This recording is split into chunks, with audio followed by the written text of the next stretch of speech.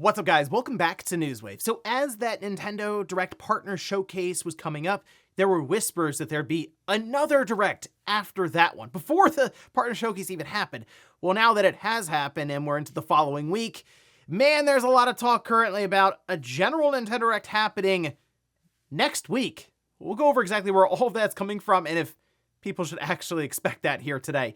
Also, we are going to be talking about Discord because somehow, some way, they actually made it worse when it comes to the age verification system and if you should trust them with your ID. And we'll also be talking about Mario Tennis Fever as reviews went live and, well, it's definitely a Nintendo sports game. All of that and more. Guys, if you enjoy these videos, make sure you hit that like button. Helps out a ton. And if you're new here to the Spawn Wave channel, make sure you subscribe down below. Guys, we're every weekday morning, 8 a.m. Eastern time, keeping you up to date in the world of gaming news. So even if you don't get a notification from YouTube, just know there's probably a video to check in on here each morning. And we're going to start today with a Silent Hill transmission. So Thursday, tomorrow, it's going to be pretty busy because you can see this is on their official Silent Hill account saying we are excited to reveal the latest updates from the Silent Hill series in a new Silent Hill transmission on February 12th, 4 p.m. Pacific. So this is going to directly follow that Sony State of Play that's happening. I mean, what, 2 hours before this? So, okay, that's going to be interesting to see that all mashed together. And they say we'll share the latest news on Silent Hill Townfall. The streaming link is coming soon, so stay tuned. And this is this is kind of a wild card for Silent Hill. It's being developed by Screen Burn. I think they were no code before and they changed to Screen Burn for their studio name. And they made Observation somewhat recently. I think it was years ago now. But that was kind of this game where you play as an AI and take control of cameras and look around and try to piece together a story. So everyone's sort of expecting a different or weird kind of Silent Hill game. And I'm all for that. Just like trying to be different from other Silent Hill entries. So this is going to be something to see exactly what they come up with here on Thursday. Again, directly following up that hour-long State of Play. So it's going to be a busy time on Thursday. Also, reviews did go live for Romeo is a Deadman. This coming out of Grasshopper and Suda. And we got the review scores here. The PS5 did get the most reviews overall, sitting at 50 reviews right now, but it's coming in at a 72. Other platforms, PC at a 75, and on the Xbox, it's a 78. So in there, strong mid-70s game, apparently. And that's kind of what I expected from this game when they were showing it off. Now, a lot of it does come down to how you feel about just the wild and wacky nature that you would expect from a game coming out of Suda. Think about No More Heroes and stuff. Now, it's very, very stylish according to many of these reviews, but the combat it's good, but it's not super deep in terms of what you do exactly in the moment-to-moment action. But it's also very difficult to follow what's happening because it's almost nonsensical most of the way through. It is a $50 game. I think it's I saw on Steam it was on sale 10% off, so really it's like $45 at launch. But I'm going to be checking this one out and talking about it a bit, I guess, on the podcast this weekend. Oh, and it looks like we can mark off one prediction that I had for that State of Play on Thursday, as Insomniac did respond to a person asking if there would be more information for Wolverine here pretty soon, like this week. We could see. They just simply say spring 2026 when we can expect more information. And look, that's what they've already said anyway, so they could just go, hey, look, that's when we're going to share more information. But you'll technically hear that there is a dedicated State of Play for Wolverine when we announce it during the State of Play on Thursday. I do still think that's on the table. Yeah, I know it sounds funny. News will be coming, sure, but it's going to be a big stage for them to announce it and just remind people that, yes, that is still coming up later this year. I know all eyes right now for many, especially the PlayStation 5, are on GTA 6, but Wolverine, so far from what we've seen from Insomniac, looks awesome. And I do think this is a way for them to open things up even into the wider universe of Marvel, just based on some of the things even that they are hinting at right now. So again, I'm very excited to hear more about Wolverine. Doesn't necessarily seem like we're going to get a in-depth look really at all, say Thursday on State of Play. And guys, with some of the quick news out of the way, let's get into the bigger stuff. Let's start right away with this apparent Nintendo Direct that all of a sudden the rumors and discussions exploded yesterday morning. And I really noticed this pop up, and I was just looking around going, where is this coming from? People were messaging me about, hey, did you see that there might be we might get a partner showcase last week, a state of play this week, and then a general direct next week? Nintendo really needs it because they didn't show off any big first party games at the partner showcase. And I mean, yeah, but hey, based on the YouTube chat while that was going on with Nintendo, while they were streaming it, people thought they were at a general direct apparently. But I was starting to look around, right? So there are many headlines. For example, we have Vice, who says a new 3D Mario game for Switch 2 could launch in 2026.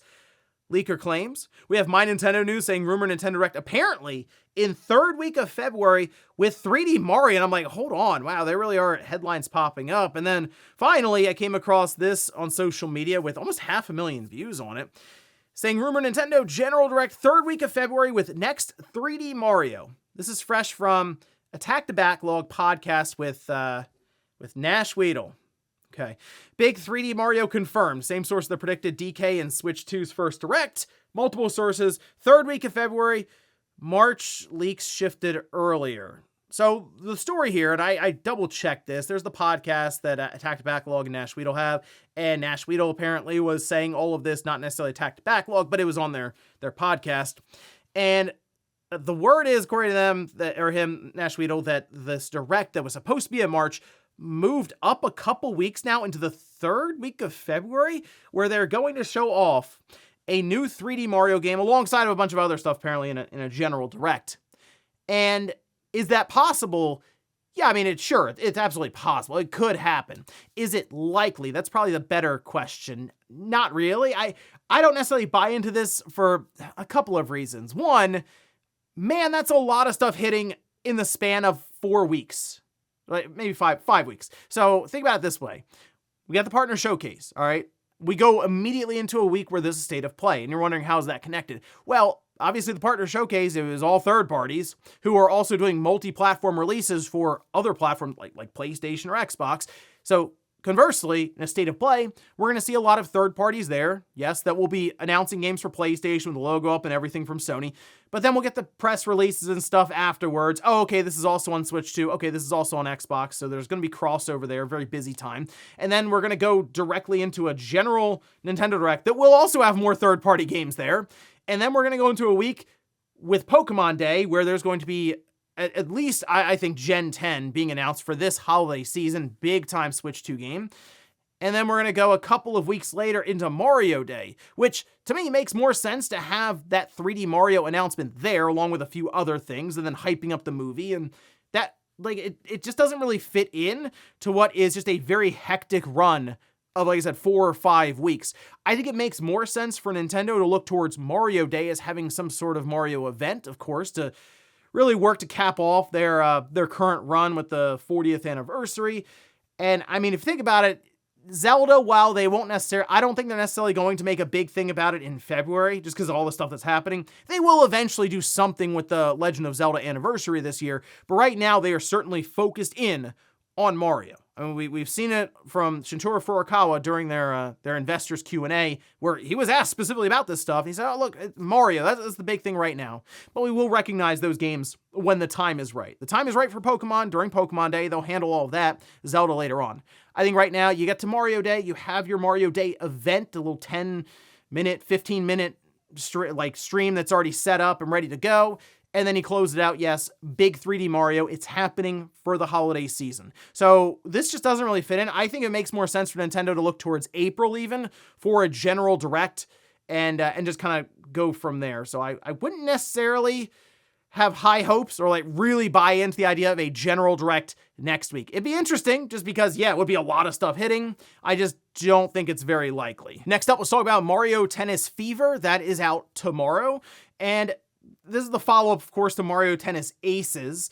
And when that game came out, it did get hammered pretty bad for lacking content that was added as we went along for that first year. And then when you got to the end of the 12 months with things being added in, it felt like a more complete game. However, Mario Tennis Fever has at least shown up with what seems to be a more content-complete package. Yes, at 70 versus 60, but at least it seems like they've figured that out. but there are still some issues here with the game, and it seems like the review score you can see coming in at a 77 sort of reflects that. Not that a 77, because you can see it's green, is bad, like this terrible game or anything, but it feels like there's still a lot being left on the table for this kind of a release, and it was something that I was hoping they were going to figure out for the whole package, everything across the board with Mario Tennis Fever. So on 70, at a 77, there were 52 positive and 18 mixed, and it really is mixed depending, it seems like, on what the reviewer was expecting out of this game. For example, CG Magazine says Mario Tennis Fever combines the same fun and technicality of the classics in the series with a wealth of variety and new ideas that make it one of the best in the series. Dexerto gave it an 80, saying every match is chock full of hilarious and surprisingly strategic moments, and is what makes Mario Tennis Fever shine through its many distinct game modes. You're always in for a DK-stamped barrel of laughs. On the opposite end of the spectrum here, VGC gives it a 60, saying Mario Tennis Fever is another solid enough sports game from Camelot, but a disappointingly short single-player offering and a real risk of imbalance, whether using Fever rackets or not, means what could have been fantastic will have to settle for simply being good. And that's kind of what I've seen from people who give it lower review scores. It's like, it's just good enough. Now, technically a 77 means that it's 2 points higher than Mario Tennis Aces, but it also pales in comparison to what the series was reviewing back on the GameCube and then certainly on the N64. Yes, less reviews at that time, and I mean, a very, very new franchise even then. But if you look, when it comes to the single player mode on Mario Tennis Fever, IGN said it was 3 to 4 hours long. And I'm sitting here like, really? Like, that's it? That seems crazy to me. It almost feels like they kind of worked backwards a bit. Even, I mean, I need to see exactly what it is, and I do like the Mario Tennis games for the gameplay side, and apparently here that's very, very good. It's just the stuff when it comes to the single player side, even some of the multiplayer offerings, isn't necessarily incredible or over the top, and because of that, you end up with what's really being described as a very middling entry for a Mario sports game. And that's kind of what it's been for a while now, which is very, very unfortunate. I was kind of hoping they would have looked back towards the like the Game Boy Color. If you look at Mario Tennis there, it's significant in terms of the single player, the depth of it, the RPG elements. I just would like to see them eventually get back to that.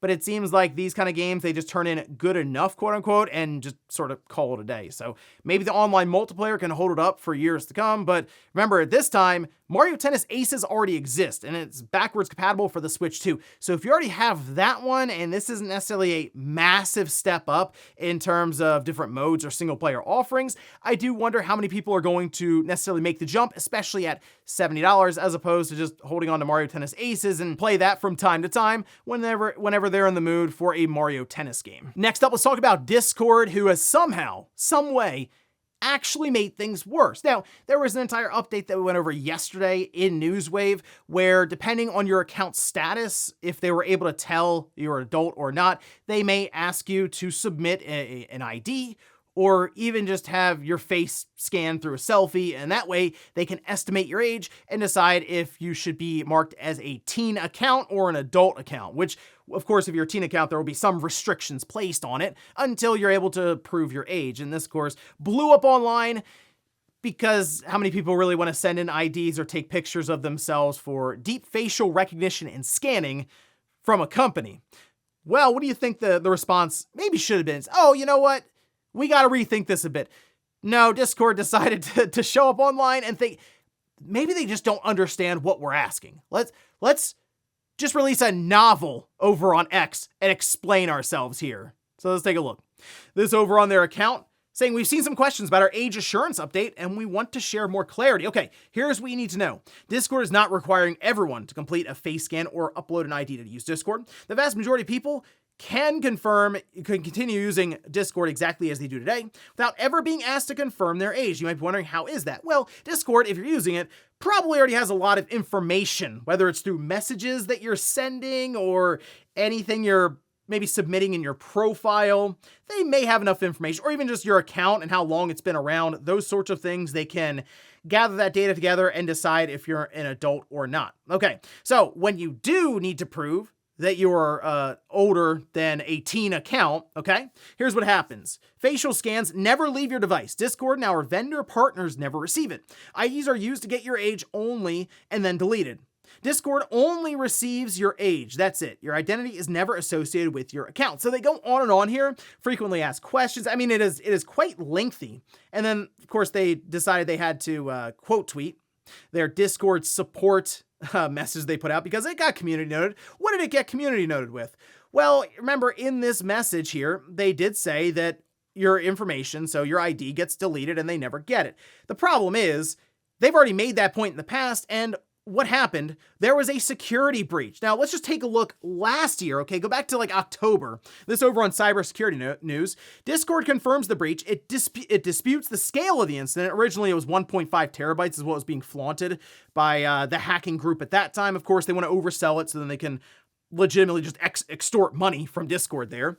They stating that approximately 70,000 users had their ID photos exposed. The breach, which occurred on September 20th, 2025, did not compromise Discord's own servers, but instead targeted its customer support systems managed by the third-party vendor. So this is why people just don't trust them when they say, hey, we delete your IDs, or you know, if you do facial recognition scanning, we delete all of that, never leaves your device. And this is what people believed when all this was going down a year or so ago through a third-party vendor, as they say. Oh, the idea was that if you submit your ID, it's not, you just delete it. Well, apparently not if they got hacked, and 70,000 people had their IDs just exposed through that data breach. So how did that happen then if they're deleting it? That's why people go, hey, look, we can't trust this. What are you doing? So people are already like mass exit, like leaving, just exiting Discord at this time. I don't know. It's really going to come down to if you get asked about an ID or not, right? So if you never do, you probably won't really care about this because it'll never pop up. But maybe that's in the back of your mind. It's like, will I eventually have to submit an ID or have my face scanned? Kind of reminds me a bit of the Ring ad that happened during the Super Bowl. And what they showed is that they can look through your camera at any time to find a lost dog, but also maybe to identify you or anyone else in the area. And people went, wow, Ring has a lot of information on me, don't they? Because they're just now advertising this technology that they've clearly had used for a while. So there you go. Discord, it's not going well for them. They just want to make sure, just so you know, that if you do submit your ID or take a picture of yourself for facial recognition scanning, they won't have it unless a data breach happens in the future, and then they have to explain that somehow they had it. And in our last bit of news, here's something that seems like it leaked out a bit early for that state of play, and that has to do with PlayStation Plus Extra and Premium titles. Mostly Extra though, but I will say a couple of the games going in that should be alongside of maybe some PS1 or PS2 or PSP games actually looks like a pretty strong start. So we can see this is over on D Labs, and we have Spider-Man 2, Test Drive Unlimited Solar Crown, and then Neva. Now, Spider-Man 2, that's a great get. If you haven't played it yet, it's going into PlayStation Plus Extra and Premium, and you just have those services. I mean, it's a great game to play. Shows off what the PlayStation 5 can do, especially with fast loading times and draw distance, the whole thing. The speed of that game is very, very impressive.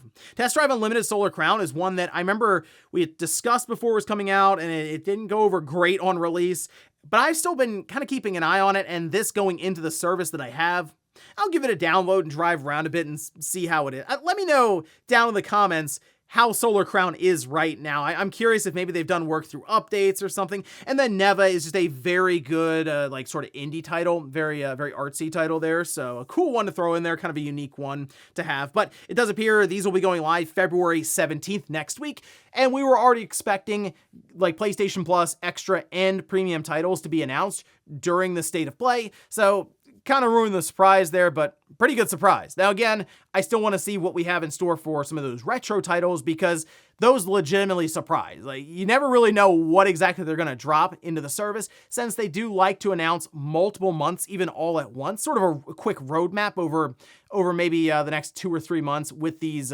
retro games in Premium. So that's what we're looking towards now, since we know at this time that you'll have something like Spider-Man 2 going into Extra and Premium starting next week. And before we go to the comment of the day, we'll take a look at the poll that I posted up yesterday, where I ask, are you picking up Mario Tennis Fever? Wow, 9% say yes, 30% say maybe later if there's a sale, 61% say no. I gotta tell you, I think that $70 price tag, I mean, it's hurting Mario Tennis Fever, especially after those reviews come out. when you have a game like this at $70, that the expectations are just going to go up. And it's so strange to me that the single player really hasn't benefited much from that increase in price. And you'd expect increase in production value in terms of content. And look, some of the fever rackets and stuff they show off, I think that's really cool. It could be a lot of fun if you have some friends over and just play locally. I could see how this could be a really cool and fun party game. I have to see about the online. They mentioned some rankings and stuff. So again, that could be fun. Depending on how the connection is, it's kind of sketchy sometimes. Even game share, like that's great, but I would like to see something like a Mario Tennis like go to the next level, because if this is what they're going to turn in, honestly, they should have just made a Mario baseball game at this point, because like at least that would have been kind of exciting. And we'll finish up with the comment of the day, as you're seeing here. This is from DDYHHB. Anyway, Killzone 1 through 3 remastered on the PS5. I would like to see Sony go back, because we see these remastering efforts from time to time, and I know that they go, The Last of Us, very popular. Horizon, very popular. Let's remaster or remake those games that came out on the PS4. I mean, The Last of Us, sure, that was a PS3 game that they brought up and then brought up again. I get it. But look at that PS3 generation for things like Killzone, Resistance. Like, those are interesting shooters to bring up and put on the PlayStation 5 in a remastered collection. Maybe you can tap some of the multiplayer for online. I don't know. But I really think Infamous is one that should be brought up. And I think that's a game or collection, at least Infamous 1 and 2. Maybe throw Second Son in there as well as a nice collection that gets ported over to PC. Just see if there's an interest in it, because if there is, I do think there should be somewhat of a new focus on Infamous. It's been long enough, and I think you can make continuous stories about that franchise and just jump around between different people. And I think it'd be a really cool universe that you build out, but Sony moved on from it. Kind of a shame, since Spider-Man, look, I know it sells. It's incredibly expensive to make, and at the end of the day, it's not your character, Sony's character, when it comes to video games. I know the movie stuff, that's kind of between them and Marvel, but in terms of games, it's Marvel. So that's the thing. Build out, make your Spider-Man games, because they do work to sell, especially hardware, but also at the same time, I think it's worth building out your own superhero kind of franchise with Infamous. I think there's still a lot of potential there, especially with the newer technology of the PS5 and soon to be PS6, to make those games awesome. And ladies and gentlemen, that's going to do it here for Newswave. If you enjoyed this video, guys, hit that like button. If not, hit the dislike. Leave comments down below about everything we talked about here today. If you missed yesterday's Newswave, I'll leave it up here in a card. Or maybe you want to check out some of my predictions for the state of play coming up. I did a whole video on that, and I'll leave it right below. Thanks, guys, for watching, and I'll see you next time.